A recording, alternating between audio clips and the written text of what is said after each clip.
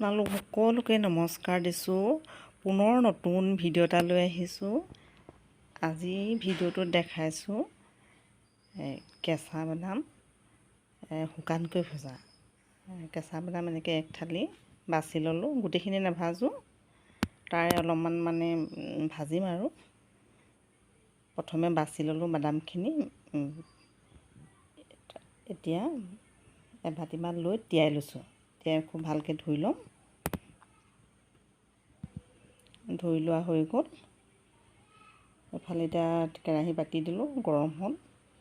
তেল নাই দিয়া, তেল নিদিয়াকৈ শুকানকৈ ভাজিলে বাদামটো খুবেই ভাল লাগে। তেল দিয়া বাদামখিনিতকৈ তেল নিদিয়া বাদামখিনি বেছি ভাল লাগে।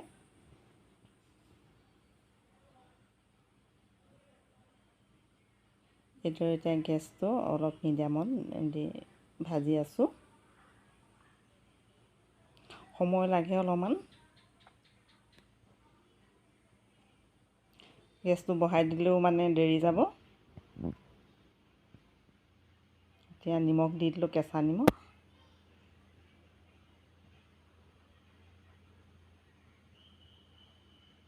এইদৰে এতিয়া গেছটো চিমত দি বহুত দেৰি থৈ দিম আৰু লৰাই থাকিম।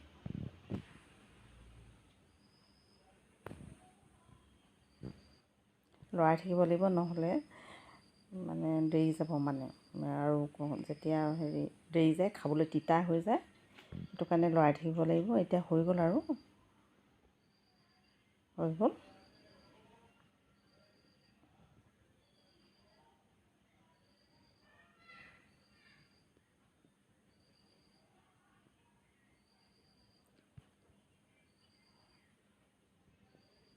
এইদৰে আজি বাদাম ভজা, তেল নিদিয়াকৈ বাদাম ভজা ভিডিঅ' এটা দেখুৱালোঁ।